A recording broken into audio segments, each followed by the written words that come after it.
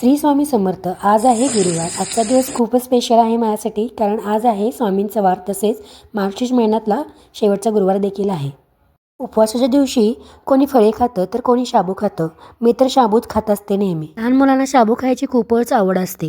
त्यात आपणही आहोत, म्हणजे आपणही लहानच आहेत असं म्हणायला काही हरकतच नाही. शाबू बनवण्यासाठी साबुदाण्यामध्ये जर बटाटा चिरून घातला तर खूपच छान असा टेक्स्चर देखील होतो आणि शाबू जास्त देखील होतात. छान असा बटाटा भाजून घेतल्यानंतर भिजवलेले शाबू यामध्ये ओतून द्यायचा आहे आणि छान असं त्याला परतून घ्यायचं आहे. शाबू कढईला डसत असतं, त्यामुळं शाबू सारखं परतून घ्यायचं आहे. अशा प्रकारे तिखटपणा येण्यासाठी यामध्ये लाल तिखट किंवा बारीक चिरलेली हिरवी मिरची देखील टाकून घेऊयात. हिरवी मिरची टाकल्याने काय होते तर छान अशी चव देखील येते आणि तिखट देखील लागते, कारण उपवास असल्यानंतर काहीतरी तिखट खाऊ वाटतं. फळे खात असतो ना, त्यामुळे आपल्या जिभेला काहीतरी तिखट हवे असते. त्यामुळे आपण शाबू करत असताना मिरचीचे प्रमाण जर जास्त घातले तर चालेल. त्यानंतर शेंगदाण्याचं कूट भाजून छान असा बारीक करून घालायचा आहे.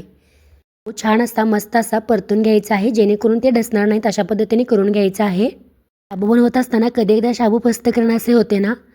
छान असं परतून घेतल्यानंतर आता यामध्ये चवीनुसार नमक देखील घालायचं आहे. अशा पद्धतीने नमक घालून झाल्यानंतर त्यानंतर आपण काय करायचे आहे तर झाकून द्यायचं आहे. झाकल्यानंतर काय होते तर छान अशी वाफ येते आणि घातलेले नमक छान असं मुरतं. तर 1 मिनिटाने झाकण काढून देऊयात. बघा, दिसत आहेत ना मस्त असे शाबू. बाय, भेटूया पुढच्या व्हिडिओमध्ये. तोपर्यंत खात राहा आणि आनंद राहा. लाईक, शेअर, सबस्क्राईब करा.